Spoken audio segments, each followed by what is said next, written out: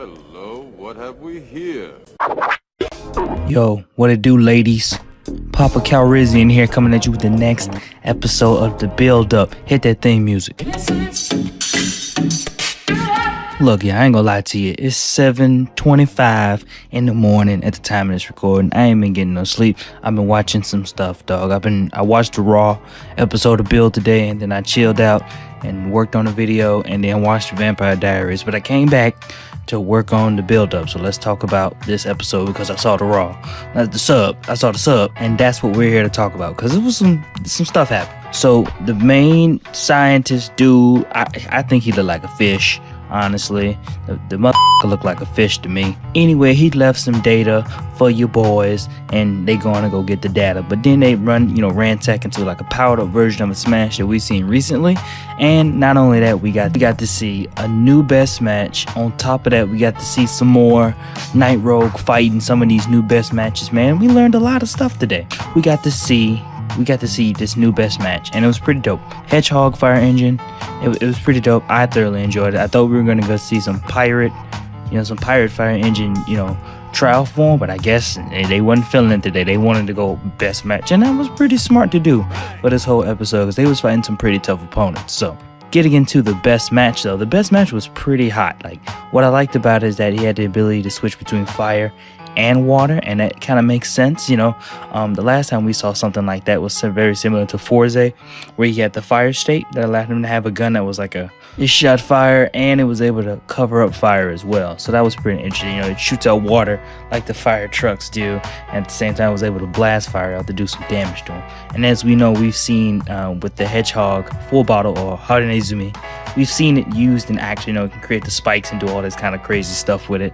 One thing we might see is like something that we see typically in like some kind of Japanese show where they'll shoot out something really hot, maybe shoot out the water because it's really cold, because Bonjo even said it was cold. So really hot versus really cold makes it susceptible to break easy, and then using the Hedgehog form, he'll be able to smash stuff a little easier. So he'll be breaking defenses down. It'll be a new form for him to use instead of using the alchemy hand of Gorilla Diamond. So that was pretty interesting. The suit looks dope as hell too. Like, the suit looks pretty good. That red and white really looks good together, and I just think that was pretty dope too. But in terms of power, it's really strong based off its abilities. It's just applying those different abilities that they have in different ways, and I think that's gonna be pretty hot. No pun intended though. Panda Rocket showed out today, and that was pretty cool. And some other things is we noticed that Night Rogue, man, every time I watch this show, and every time Sento and Bonjo, they go up and they fight Night Rogue and Bloodstark, like, I keep learning more things about them, and the more I keep learning about them, the more I really like them, because they're like super fucking powerful. Like, off rip during their fight, Night Rogue got hit kind of sorta by a vortex finish. Like, Build went straight into vortex finish after he went Panda Rocket, and the whole time while he was flying around, Night Rogue was trying to shoot him down. He was like, I don't give a damn about your transformation sequence, your finisher sequence, nigga. I was trying to shoot you. And it was dope. And when he gets hit by it, he intercepts it, blocks it, and then slides back. Night Rogue didn't take a full, with using his own defenses, but pretty much saying he pretty much withstood that. Not blankly taking the damage though, but he was able to intercept it and just roll from it. So it wasn't a big damage. It caused him to de-transform. He didn't take a whole lot of damage because as soon as he got up, he was like, okay, interesting. And he went back to fighting. So, this man is strong as shit. So it seems like every time Build gets a new best match, it's a tad bit stronger than the last. But as he keeps going up, we keep seeing him get the hands put on him by Night Rogue still. So Night Rogue is just powerful base form. Like, I'm scared to see if this dude got a power up. He might be ridiculous. And since we're talking about the guys Build fought today, I should mention that the strong smash, according to some of the research that I've been looking up on it, it was considered the strong smash hazard with that black look on it. So it was pretty much the strong smash from the first episode, but they just gave it a darker color and gave it a power up. So it was like blackish grays and got a power up from it. So I guess in this kit form, it's like way stronger than the last one. And I think this is just from like the experiments that we've been seeing. Like, they keep building new types of smash as they keep going, with the more experiments that they got to do, information that they have, this, that, and the third, and what have you. and that's pretty cool. You know, they made a power up version of the one we seen in episode 1. Normally that happens in like 12 or 13. Now we get a power up version right now, and although that just really puts emphasis on how powerful the best match is, it also puts in perspective of what we're going to be seeing in the future. Bloodstark even mentions that like Banjo's gotten stronger and his hazard level became a 2.4 if I'm not mistaken.